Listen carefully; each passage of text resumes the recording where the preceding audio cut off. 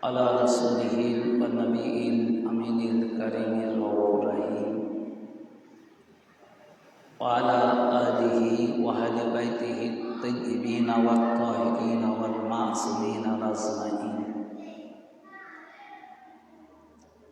خصوصا على سيدنا غوث الأعظم على جده نبينا عليه الصلاة والسلام। मुअज़्ज़ज़ सामीन किराम, আজকে পবিত্র জুমাতুল আওয়াল মাসের চতুর্থ জুম্মা। জুম্মার আলোচনার প্রারম্ভে নেওয়ালা কামলা বর্তমান গদিনশীল হুজুর পাক এবং তানার পূর্বপুরুষ আল আওলাদ আহলে বাইত কিরদার কদম জমিনে ভক্তিপূর্ণ সিজদা কদম বসে আরজ করত।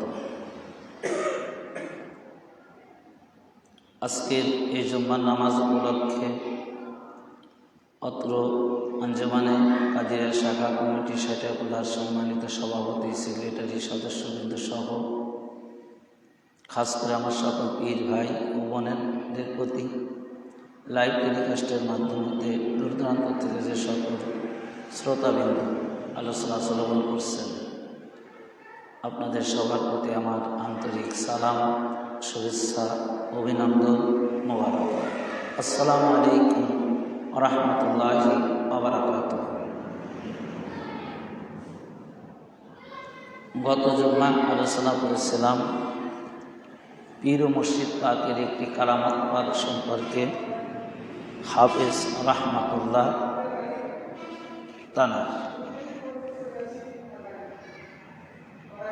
মাধ্যমে যে পীর ও মুর্শিদ পাক যে স্বপ্নে আদৃষ্টিত করে তাকে তার মনের আশা, তার মনের বাঞ্ছনা, তার মনের যে তামান্না ছিল যে একজন সঠিক পীর, এমন একজন সঠিক পীর হবে যিনি দুনিয়া এবং আখিরাত উভয় জগতে মুরিদের জন্য কল্যাণকর থাকবে, বেসালাইন থাকবে, উপস্থিত থাকবে।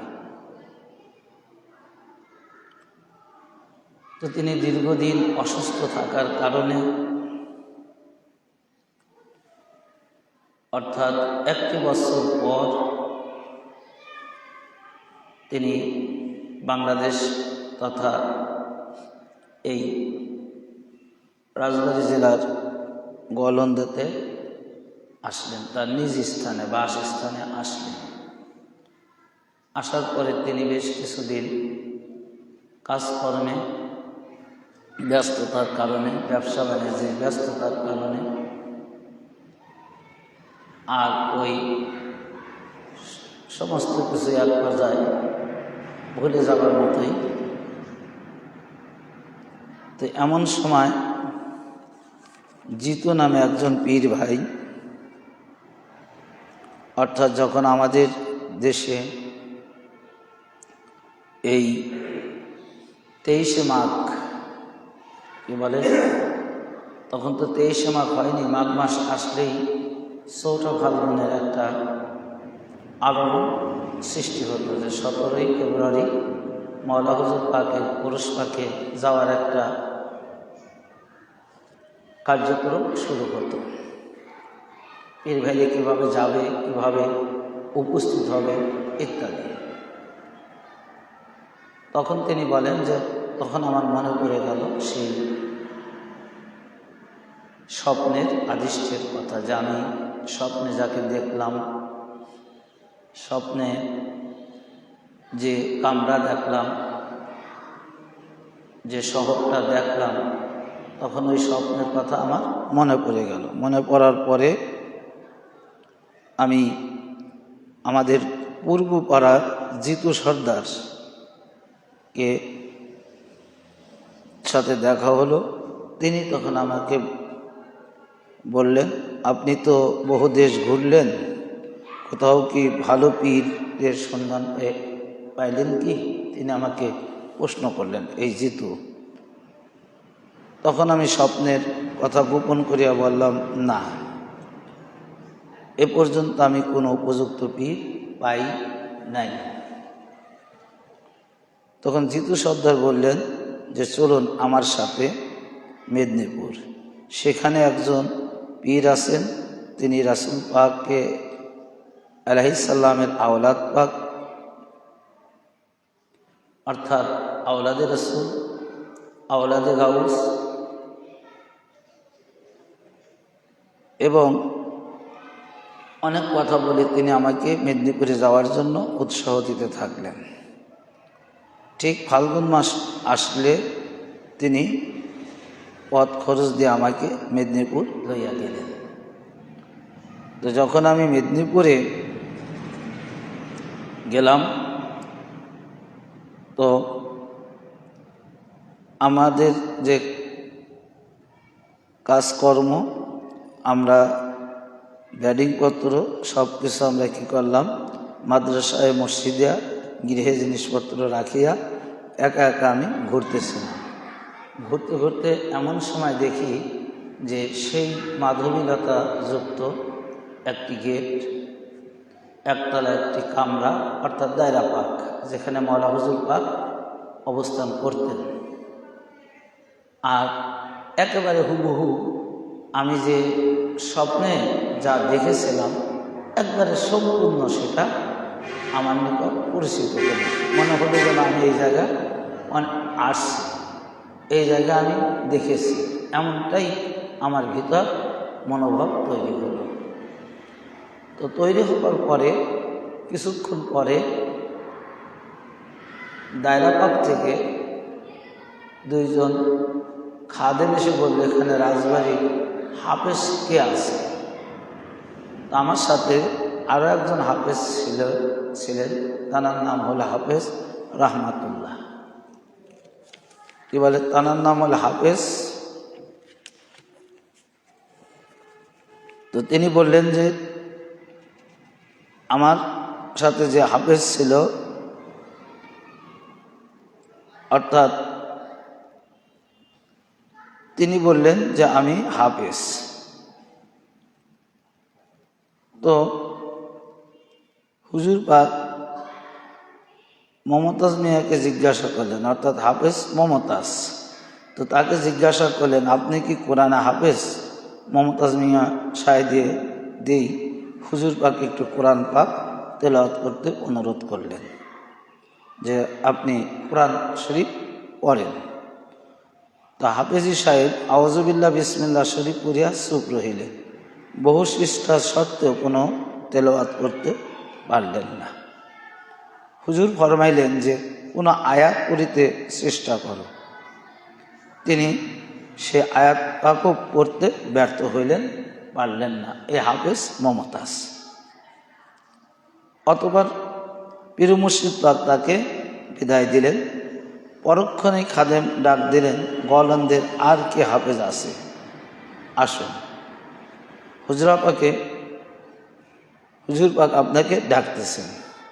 আমি তখন কম্পিত হৃদয়ে হুজুর পাকের হুজরা শরীফে প্রবেশ করিতেই দর্শন করিলাম স্বপ্নে সেই দৃষ্ট সেই মহাপুরুষ নূরুন আলা নূর রূপ, ঠিক যেমনভাবে আমি স্বপ্নে দেখেছিলাম।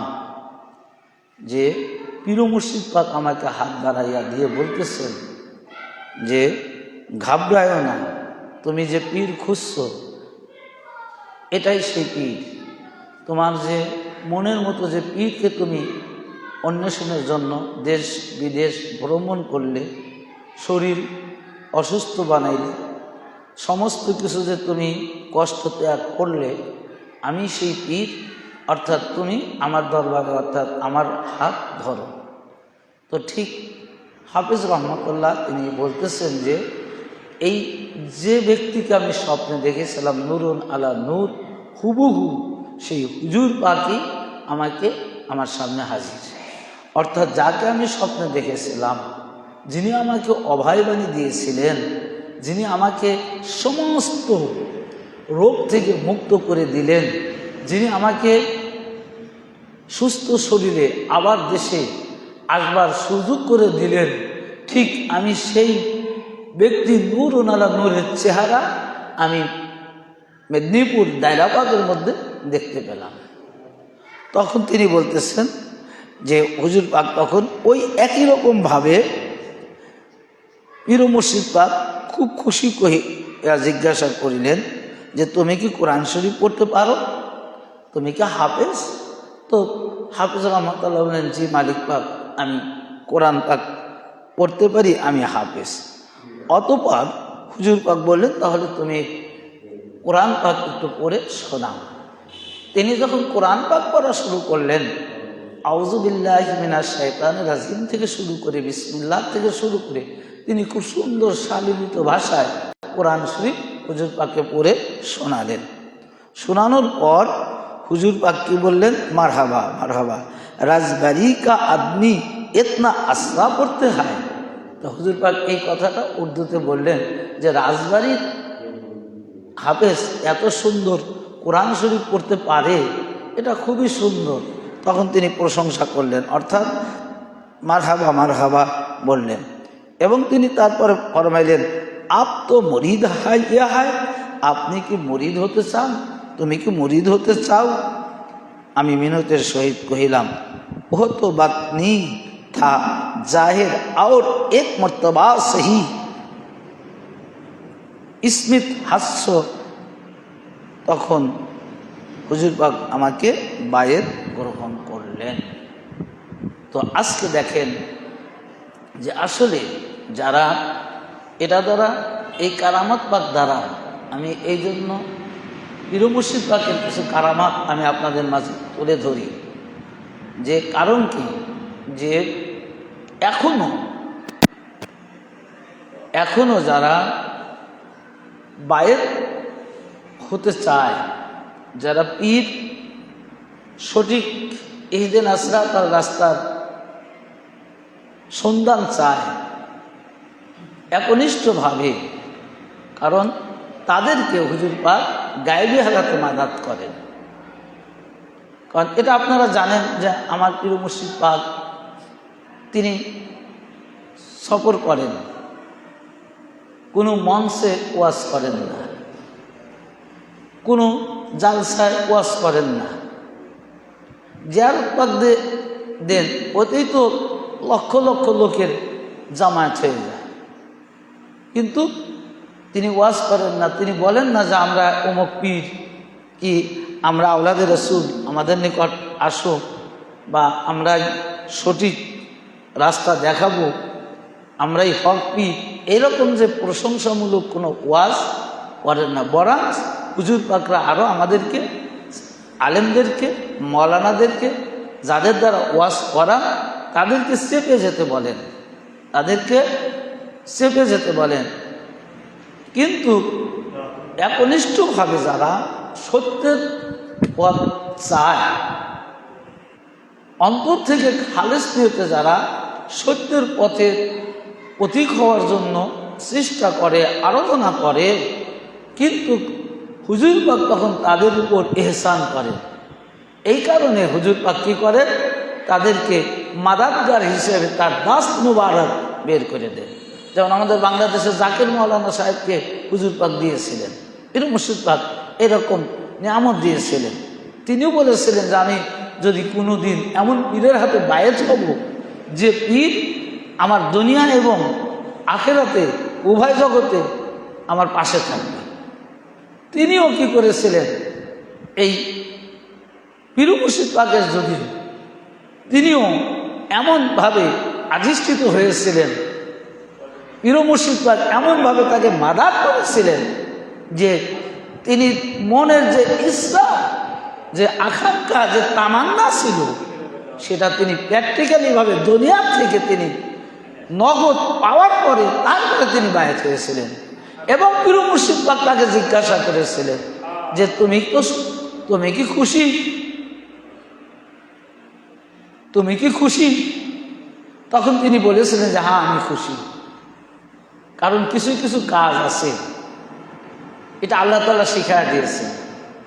আবার বলতে পারেন যে তাহলে পীর উপকার করে কি আবার কি বলে,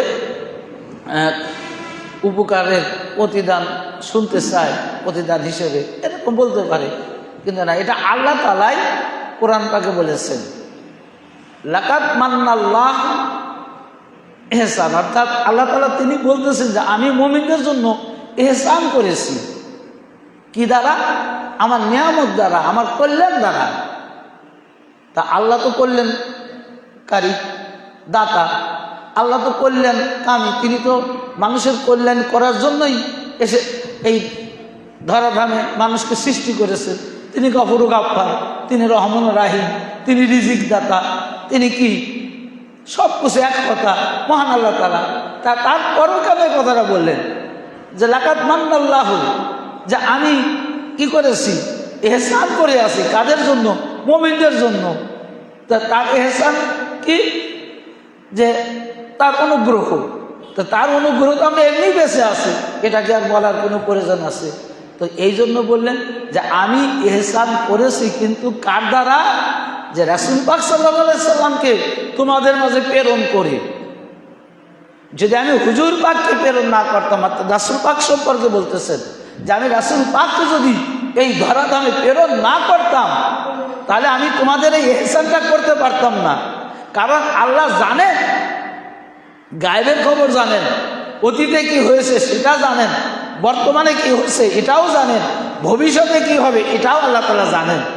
কারণ আল্লাহ তাআলা তিনি নিজে জানেন যে ভবিষ্যতে আমি যে রাসূল পাকের দ্বারা, যে রাসূল পাকের আহলে বাইত দ্বারা, যে রাসূল পাকের আওলাদ পাক দ্বারা এই কুল কায়নাত পরিচালিত করব, তো রাসূল পাকের আওলাদ পাকদের, রাসূল পাকদেরকে ভবিষ্যতে কিছু আমার বান্দার মধ্যে তারা বিগড়ে যাবে, তারা রাসূল পাককে মানতে চাইবে না, তারা রাসূল পাককে অবমাননা করবে, রাসূল পাকের শান মান খাটো করার জন্য তারা উঠে পড়ে রাখবে। এটা আল্লাহ তাআলা জানতেন, আগেই জানেন। যার কারণে আল্লাহ তাআলা আগেই বলে দিলেন যে তোমরা রাসূল পাকের শান মানকে তোমরা খাটো করো না, রাসূল পাকের ইজ্জত দিয়ে তোমরা কি করো না, ছিনিমিনি করো না। রাসূল পাক যে কি একমাত্র আমি আল্লাহ এবং আমার রাসূল তিনি জানেন। তবে এইটুকু জেনে রাখো যে আমি রাসূল পাককে প্রেরণ করে তোমাদেরকে আমি ইহসান করেছি।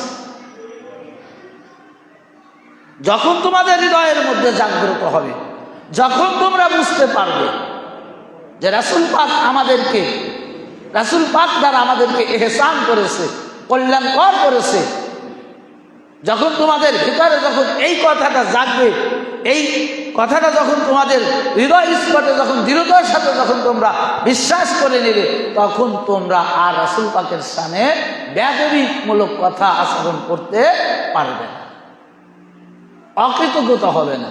তো এই জন্য আল্লাহ নিজেই করেছেন রাসূল পাকের শানে। তাই রাসূল পাকের শানে যদি করে থাকেন, তো রাসূল পাকও সেই আল্লাহর থেকে এসেছে,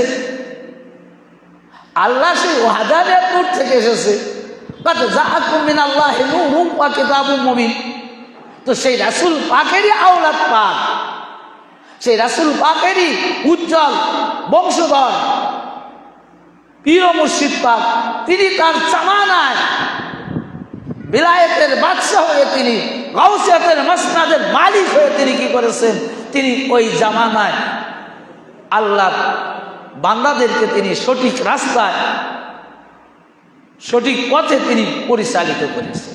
যার কারণে পীর মুর্শিদ পাক এই জন্য জিজ্ঞাসা করতেন যে তুমি যেটা চেয়েছিলে, সঠিক রাস্তার সন্ধান চেয়েছিলেন, ইহদিনাস সিরাতাল মুস্তাকিম সিরাতাল লাযিনা আন'আমতা আলাইহিম, এই যে তুমি হর 5 ওয়াক্ত নামাজের মধ্যে তো প্রার্থনা করেইছো, যে সঠিক রাস্তা চেয়েছো, সেই সঠিক রাস্তা, যে রাস্তার উপর আল্লাহর নিয়ামত প্রাপ্ত ব্যক্তিরা আছে, তো এখন তুমি যেটা পেলে এটা কি তুমি খুশি? কারণ তারা তো মাওলানা, এটা তো আমাদের মতো সাধারণ আমলোক নয়।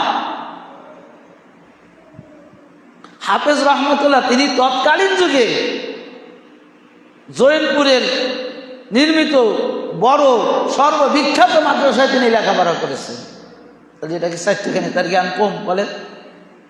অসংখ্য তার জ্ঞান ছিল। তিনি ফার্সি ভাষায় অনার্গল কথা বলতে পারতেন, উর্দু ভাষায় অনার্গল কথা বলতে পারতেন। আরবিতে কথা বলতে পারতেন, আরবিতে বক্তব্য দিতে পারতেন, তো তার কাছে জিজ্ঞাসা করতেন, কারণ তিনি তার জ্ঞান আছে। তারপরে হুজুর পাকের সান্নিধ্যে যাওয়ার পরে সে অন্যরকম তাওয়াজ্জু ফায়েজ পেয়ে গেছে, যার কারণে হুজুর পাক জিজ্ঞাসা করতেন, যাতে তাকে তখন ছেড়ে দিতেন যে যাও তুমি এখন ওয়াজ করো, তুই এটা করো। তো জাকের মাওলানা তিনি একজন শিক্ষিত ব্যক্তি ছিলেন, পাণ্ডিত্য ছিলেন আরবি ভাষার উপর। তো তার কাছে এ কথাটা জিজ্ঞাসা করা তো ক্ষতির কিছু না, এটা মানে কৃতজ্ঞতা করে, মানে কি বলে, উপকার করে খুঁটা দানকারী তা নয়, বরং তার মুখ থেকে যখন ওই সত্যটা প্রকাশ হতো তখন ওটা দ্বারা হুজুর পাক কি করতেন, খুশি হয়ে তার উপর আরো তার তাওয়াজ্জু বৃদ্ধি করে দিতেন। আল্লাহ কোরআনে বলেছে না যে ব্যক্তি আমার নিয়ামত পাওয়ার পরে শুকরিয়া করে, আমার নিয়ামত পাওয়ার পরে শুকরিয়া করে, তো আমার ওই শুকরিয়া বান্দাকে আমি ওই নিয়ামত আরো বৃদ্ধি করে দিই। কত দেয় এটাকে তো বলেনি, আরো বৃদ্ধি করে দেয়। আর যে অকৃতজ্ঞতা করে, যে অস্বীকার করে, কৃতজ্ঞতা করে, সে অস্বীকার করে, সে প্রকৃতপক্ষে কুফরি করল। কে কার বাণী? আল্লাহর বাণী। তো সেই আল্লাহ আলা ইন্না আউলিয়া আল্লাহি লা খাউফুন আলাইহিম ওয়া লা হুম ইয়াহজানুন, যে আল্লাহ ওলিরা, পীর ও মুর্শিদ পাক সেই ওলি যিনি আল্লাহ থেকে এসেছেন মাদারজাত হয়ে, সেই আল্লাহর সঙ্গে একাকার ছিলেন, আল্লাহ থেকে এই ধরাধামে আলাদা হয়ে এসেছেন। আবার যখন এই ধরাধাম থেকে তিনি চলে যান, পর্দা নেন, ওই যেখান থেকে তিনি এসেছেন ওখানেই তিনি চলে যান। আল্লাহ কোনোদিন কোনো কথা বলে না, ডাকে না। কোরআন পাকের যে আয়াত পাকের কথা বললাম না, যে আল্লাহ কখনো কোনো মানুষকে ডাকবে না, আল্লাহ ডাকবে কার মাধ্যমে? কার দিয়ে? রাসূল পাক দিয়ে। এটা আল্লাহ নিজে বলেছেন কোরআন পাকের আয়াত, যে ইয়া আইয়ুহাল্লাযীনা আমানুস্তাজিবু লিল্লাহি ওয়া রাসূলিহি, হে ঈমানদারগণ, যখন তোমাদেরকে আল্লাহ এবং আল্লাহ রাসূল ডাক দেয়, সেই ডাকে তোমরা সাড়া দাও। তো সাহাবীরা প্রশ্ন করলো, মুসলিম শরীফের হাদিস, বুখারী শরীফের বিভিন্ন হাদিস গ্রন্থে হাদিস করে এসেছে এই আয়াত পাকের তাফসীরে, যে ইয়া রাসূলুল্লাহ, ইয়া হাবিবাল্লাহ, হুজুর আপনার ডাক তো আমরা শুনলাম, আপনি আমাদের ডাকলেন, ভালো, আপনার ডাকে আমরা সাড়া দিলাম, এটাও ঠিক আছে। তো প্রথমে তো আপনার ডাকের কথা বলা হয় নাই, প্রথমে তো আল্লাহ ডাকে সাড়া দেওয়ার কথা বলা হয়েছে। তো আমরা আল্লাহর ডাকে কিভাবে সাড়া দেব? আপনাকে তো বলে নাই প্রথম, আপনি তো সেকেন্ড বাণীতে আসছেন যে আল্লাহর ডাকে সাড়া দাও। তো প্রথম ডাকের সাড়া আমরা কিভাবে দেব? আমরা আল্লাহর ডাক শুনি না, আল্লাহকে দেখি না। আজ পর্যন্ত কোনো মানুষ বলতে পারবে না যে আল্লাহ আমাকে ডাক দিয়েছে, আমি সেই ডাক শুনেছি। তা কোরআন পাক কি মিথ্যা ভাই? কোরআন পাক কি মিথ্যা বলে? আল্লাহ কোরআনে এস্টাবলিশ করে দিলেন, তাহলে অবশ্যই আল্লাহ ডাকেন। তো এই হাদিসের মধ্যে হুজুর পাক সাহাবীদেরকে জানিয়ে দেন, আল্লাহ তোমাদের ডাকবে না, ডাকবে না, তোমরা আল্লাহকে দেখতে পাবে না। যখন আল্লাহর নবী তোমাদেরকে ডাক দিবে, ওটাই হবে আল্লাহর ডাক, ওটাই আল্লাহর ডাক। যার কারণে হাদিস শরীফের মধ্যে আসছে আল্লাহর ওলিরা আল্লাহর ওলিরা আল্লাহর সাথে একাকার না হওয়া পর্যন্ত আল্লাহর ওলি হতে পারে না। অর্থাৎ গোটা বডি, আল্লাহর ওলির গোটা বডি আল্লাহর বডির সাথে একাকার হয়ে যায়, আল্লাহর রঙে রঙ্গিত হয়ে যায়। সিবগাতুল্লাহি, আল্লাহর রঙের সাথে একাকার হয়ে যায়। আল্লাহর যে রং, আল্লাহর ওলির ওই রং। আল্লাহর যেরকম চেহারা, আল্লাহর ওলির ওই রকম চেহারা। অসংখ্য হাদিস রয়েছে এ ব্যাপারে। তো পীর মুর্শিদ পাক তো মাদার জাতনি, আল্লাহ থেকে এসেছে, যার কারণে তিনি সব কথাই বলতে পারেন। আর এই কারণে তিনি বলেন, এই কারণেই তিনি বলেন। তো আর একটা কারামত পাক, এটা হচ্ছে, এটাও আমাদের বাংলাদেশের ঘটনা। রাজবাড়ী জেলা বেনীনগর গ্রামের একজন ব্যক্তি, তার নাম হলো গোলাম রহমান। এর নাম হলো গোলাম রহমান। যে পীর মুর্শিদ পাক কি করে দেখেন করছে। এই যে আমি যেটা প্রথমেই বললাম, যে যারা হুজুর পাককে চায়, সঠিক রাস্তা সন্ধান চায়, তাদেরকে হুজুর পাক গায়েবী হালাতে মাদাদ করে। তো তিনি বলতেছেন যে যৌবন অবস্থা হইতে রাজবাড়ী খানকা শরীফে উরুস পাকে হাজির হইতাম। মানে রাজবাড়ির খানকা শরীফ এটা আসলে অনেক পুরাতন, এটা আপনারা সবাই জানেন। ওখানে মওলা হুজুর পাকও হাজির হয়েছে।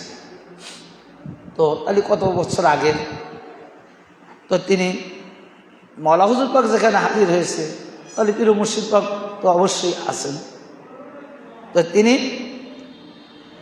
যাচ্ছে আমার হুজুর পাকদের খানকা শরীফে, কাজ করছে হুজুর পাকদের খানকা শরীফে, হাজিরও হচ্ছে হুজুর পাকের খানকা শরীফে। কিন্তু তিনি চিন্তা করছে যে আমি একটা অন্য দরবারে মুরিদ হবে, বায়েত হবে, এই চিন্তা করছি। যে আমি ওই যুগে একটা দরবার ছিল, খন্দকারের দরবার হিসেবে পরিচিত, যাই হোক।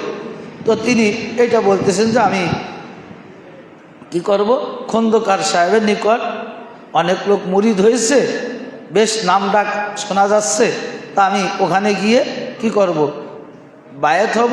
আর কোন সময়, সে তারিখটাও তিনি উল্লেখ করছেন যে রমজান মাসের 27 তারিখে যাবে, শবে কদরের রজনীতে।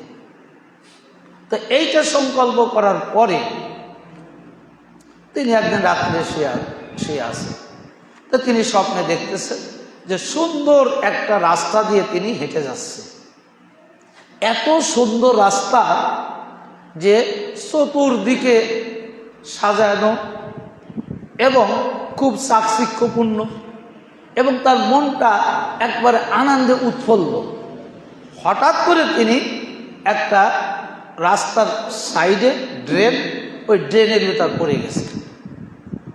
মানে ড্রেনে কি থাকে, ময়লা আবর্জনার পানি তো ড্রেন দিয়ে চালায়।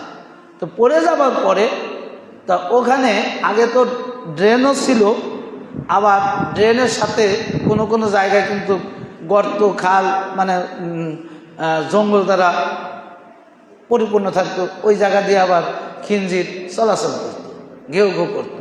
ভারতে তো এখনও প্রচুর অনেক জায়গায় এখনও খিঞ্জিরের এত প্রকট যে যাইতেও ভয় লাগে। এটা সত্য, যারা আপনারা গেছেন দেখছেন। তো তিনি বলতেছেন যে আমি একেতে কাদা ময়লাযুক্ত গর্তে পড়ে গেছি, আবার চতুর্দিক দিয়ে ওই রকম খিঞ্জি ঘেউ ঘেউ করতেছে, আমাকে তাড়া করতেছে, মনে হচ্ছে যেন আমাকে ধরে ফেলবে। তো আমি খুব আতঙ্কিত, যা চিৎকার করতেছে, আমাকে কেউ বাঁচাও, এরকম মনের ভিতর ভয় সৃষ্টি হয়ে গেছে। তো ঠিক দুইজন সুদর্শন মানুষ এসে আমাকে উঠিয়ে নিয়ে গেলেন। উঠিয়ে অর্থাৎ একটা দোতলা বিল্ডিং বা 3তলা বিল্ডিংয়ে নিয়ে গেলেন, নিয়ে ওখানে ট্যাপ ছিল, ওই ট্যাপ দ্বারা আমাকে পরিষ্কার পরিচ্ছন্নতা করলেন, গোসল করাইলেন। যে কাদাগুলো আমার শরীরে লেগেছিল ওগুলো পরিষ্কার করলেন। করার পরে তখন একজন নূর আলা নূর চেহারা, নূর আলা নূর চেহারার ব্যক্তি তার কাছে নিয়ে গেলেন। তিনি আমাকে তার দাস মোবারক বের করে দিলেন যে তুমি কি বায়েত হবে? তখন আমি অনুমতি, যখন তিনি আমাকে বললেন, ওই নূরানি চেহারার থেকে যখন আমাকে আদেশ করালেন, আমি এক ব্যক্তি মেনে গেলাম। এই মেনে যাওয়ার পর আমি ঘুম থেকে কি করলাম, ভেঙে গেল আমার ঘুম, আর ঘুম নেই। তো ঘুম যখন থাকলো না,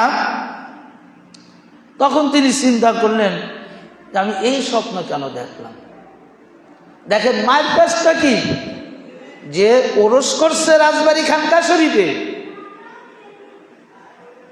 ওরস করছে রাজবাড়ী খানকা শরীফে, আর বায়েত হবে আর একটা দরবারে। তো প্রথমে যখন স্বপ্নটা দেখালেন যে তিনি সুন্দর রাস্তা দিয়ে হেঁটে যাচ্ছেন, তার মানে তিনি সুন্দর রাস্তায় আছেন, ছিলেন, কিন্তু ওই রাস্তার পরে যখন আরো ভালো কিছু নিজের মন করার চাইছে, কারণ ভালোর পরে কার কিছু থাকে, ভালোর পরে তো কিছু থাকে না, তখন তাকে এই ঘটনা। তো তিনি বলেন যে পরবর্তীতে যখন আমি 22 নং খানকাবাগে যাই, কলকাতাতে যাই, ঠিক যে নূর আমার দাস মোবারক বের করে দিয়েছিলেন আমাকে বায়েত করার জন্য, আমাকে জিজ্ঞাসা করেছিলেন, ঠিক হুবহু ওই একই রকমের চেহারা ব্যক্তি আমি 4 নং দেড়তলায় হাজী মহসিন স্কয়ার রোডে ওই পীর মুর্শিদ পাককে আমি স্বপ্নে দেখেছিলাম, যিনি আমাকে ওই গর্ত অর্থাৎ ওই নর্দমার থেকে উদ্ধার করার পর যিনি আমাকে উদ্ধার করলেন, ঠিক জানার হাত আমাকে বের করে দিলেন, দাস মোবারক বের করে দিলেন। ঠিক তখন আমি বুঝতে পারলাম, দেখতে পারলাম আমি স্বপ্নে যা যা দেখেছি সম্পূর্ণ সত্য। ওই রকম টিউবওয়েল আছে এখনো, আপনারা যারা 4 নম্বরের ভিতর ঢোকেন নাই, যারা খাদেম থাকে, আমরা খাওয়া দাওয়া করে ওখানে হাত ধুতে হয়, ওখান থেকে পরিষ্কার হইতে পারে খাবার রুমে যেতে। আর এখন হয়তো গোসল করতে ওই রকম দেয় না, কারণ এখন আলাদা তো বাথরুম গোসলখানা করে ফেলছে, কিন্তু ওই কলগুলো আছে, ট্যাপগুলো আছে ওই রকম, কারণ এখনো তো 4 নং দরবার পাক প্রায় ওই পূর্বের ক্যাটাগরিতেই আছে। তো পীর মুর্শিদ পাক দেখা দিলেন,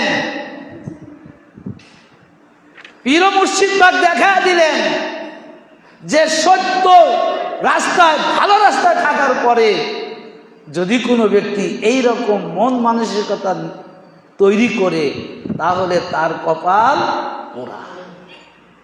এটা দেখা দিলেন। আজও আমাদের পীর ভাইরা অনেক আছে, কয় জানার জন্য যাই, শিখার জন্য যাই, গবেষণার জন্য যাই, আত্মার প্রশান্তি লাভের জন্যই নেন। নাউজুবিল্লাহ। ঘুরে আসেন, ফিরে আসেন। আপনারা জেনে রাখবেন, এই তামাম জাহানের মধ্যে যত পীর আছে, যত পীরের পীর আছে, যত খানকা আছে, যত পীরের খানকা আছে, সকল খানকার শ্রেষ্ঠ খানকা হলো আওলাদে রাসূল পাকের কদম পাক সম্মিলিত জায়গা। যে তরিকতের পীর, তিনি সকল পীরের পীর, বর্তমান জামানার রাহবার আমার হুজুর পাক কেবলা ও কাবা। এরপরে যদি অন্য খানকার সন্ধানে যান, এরপরে যদি মনে করেন যে আমি আমার আত্মার প্রশান্তি লাভের জন্য আমি দেখতে যাব, অমুক জায়গায় যা সিঁদুর নেব, অমুক জায়গায় যা তাজিম করব, তাহলে ওই কার যে গোলাম রহমানের মতো অবস্থা হবে। কিন্তু গোলাম রহমাতুল্লাহ তো সে হুজুর পাক তার দাস মোবারক দিয়ে বাঁচিলেন, কারণ তার তামান্নাটা ছিল সঠিক রাস্তা। কিন্তু আমাদের তো ওরকম নাও হতে পারে। ওরকম যদি না হয়, তখন আমাদের কি অবস্থা হবে একটু চিন্তা করে দেখছেন ভাই? একটু জ্ঞান দ্বারা অনুধাবন করে দেখেন ভাই। আরে ভাই, কারামত পাকগুলো আমি কেন বলি? হুজুর পাকদের কারামত পাকে কি হয়, এইগুলো শিক্ষার জন্য বলি, এইগুলো জানার জন্য বলি। আমাদের পীর ভাইরা ঘুরতেছে না অনেক জায়গায়, অনেক জায়গায় ঘুরতেছে আমাদের পীর ভাইরা। কবি গান শুনতে যায়, ধরেন নাম বলা ঠিক না, বিভিন্ন জায়গায় যাচ্ছে। ভাই সাধারণ পীর ভাই কাদা মারত, যারা কিছু জানে না তারা কাঁদাকে যেদিক নেওয়া যায় সেদিক যায়, কিন্তু একজন আলেমকে পারবে না। যে লোহার যে মানে পুরানো কলসি, ওই কলসি কি নতুন করে তৈরি করা যাবে? ভেঙে এদিক সেদিক করা যাবে? যাবে না, কারণ ওটা ভেঙে যাবে, মস্কাবে না। আর কাঁদা ওটা যে কোনো দিকে যাইতেই পারে। যাদের আমাদের সাধারণ পীর ভাই, এটা কাঁদা মাটি, এটা সত্য। আর শয়তানের চক্রান্ত বল, সেই কারণে কিছু কথা চলে আসলো এই কারামত পাকের আলোকে। তো মহান আল্লাহ রাব্বুল আলামিনের দরবারে আমরা লাখো কোটি শুকরিয়া করি যে সকল পীরের শ্রেষ্ঠ পীরের আস্তানা খানকা আমরা পেয়েছি। এর চেয়ে বড় নিয়ামত আর আমাদের নেই। আমরা যেন প্রত্যেকেই এই খানকা পাকের সকাটে আমাদের মনের আরাধনা, মনের ইচ্ছা, যদি কেউ আলেম হতে চায় আলেম হতে পারবে, যদি কারো জানার ইচ্ছা থাকে এর এই জায়গার সে বড় শিক্ষার জায়গা আর কোথায় আছে ভাই? যেখানে স্বয়ং আওলাদে রসুল আল্লাহ হতে যে নূর পাক, সেই নূর পাকেরই কদম পাক এখানে। এর সে বড় শিক্ষার জায়গা আর কোনো পৃথিবীতে নাই। তো সেই জন্য আমি আপনাদের সবাইকে বিনীত অনুরোধ করব, মহান আল্লাহ রাব্বুল আলামিন আমাদের প্রত্যেকেরই যেন আমার পীর মুর্শিদ পাকের পবিত্র কদম পাকের ধূলিকণা তৈরি করে যেন এই দুনিয়ার জগৎ থেকে শেষ বিদায় নেওয়ার তৌফিক দান করুন। সবাই বলুন আমিন। ওমা তৌফিক ইল্লা বিল্লাহ। আসসালামু আলাইকুম ওয়া রাহমাতুল্লাহি ওয়া বারাকাতুহু।